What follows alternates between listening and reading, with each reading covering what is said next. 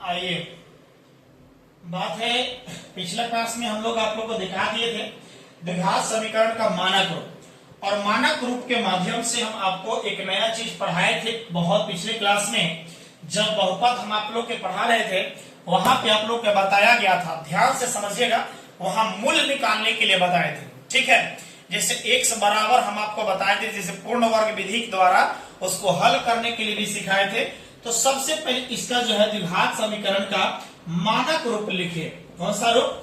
मानक रूप जो है वह समझिए, मानक रूप जो होता है बताइएगा द्विघात समीकरण का, वह ax² plus bx plus c बराबर 0 और a does not equal to 0 बताया गया था।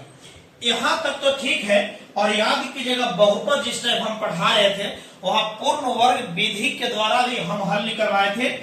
x बराबर minus B plus minus root under B square minus 4ac बटा 2a।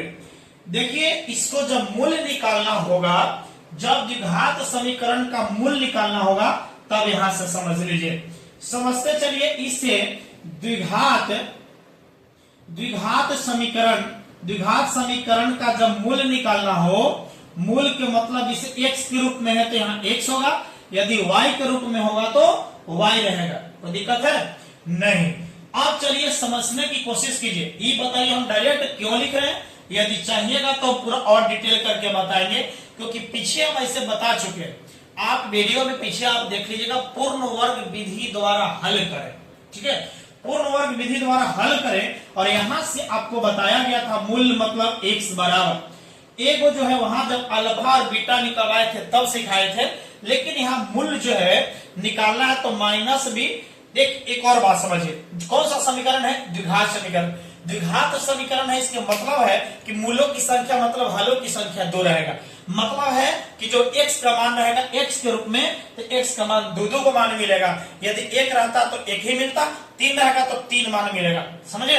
तो इसका मूल निकाले थे x बराबर minus B plus minus root under B square minus 4ac और बट्टा क्या निकाले थे? 2a होता है। यहाँ आप लोग के तो यहाँ तक तो क्लियर है, यहाँ तक दिक्कत नहीं है।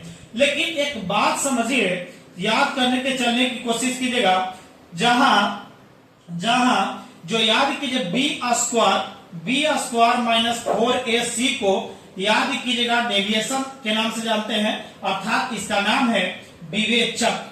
विवेचक नाम है, या इसी का नाम है विविक्त कर। क्या नाम है बाबा? विविक्त कर। इसको डेविएशन अर्थात डी से सूचित करते हैं। अर्थात अब समझिए, अर्थात डी बराबर फॉर्मूला क्या आया? B square minus 4ac। अब क्वेश्चन आएगा आपके अंदर में कि बताइए, अर्थात यहां से आपके फॉर्मूला जो है द्विघात समीकरण का मूल का कोई फॉर्मूला पूछे तो x बराबर minus B plus minus root under B square minus 4ac बटा 2a। लेकिन जहां जो बी स्क्वायर अंदर बी स्क्वायर माइनस 4ac को हम लोग विवेचक या विविक्त अर्थात डेविएशन या डी के नाम से जानते हैं। अर्थात डी बराबर जो है हम बराबर तुम तो तुम बराबर हम, मतलब इतना बराबर इतना तो इतना बराबर इतना होगा, तो डी बराबर होगा B square minus 4ac। Clear है? अब यहां से सोचिएगा, अर्थात जो मूल है, अर्थात मूल x बराबर जो मिलेगा, क्या मिलेगा? माइनस बी प्लस माइनस, यदि विवेचक के रूप में पूछे तो root under B square minus 4ac के बदले हम डी भी दे सकते हैं। समझ लीजिएगा, डी और बट्टा नीचे को है 2a। ये एकदम फार्मूला दिमाग में साट लीजिए बढ़िया से।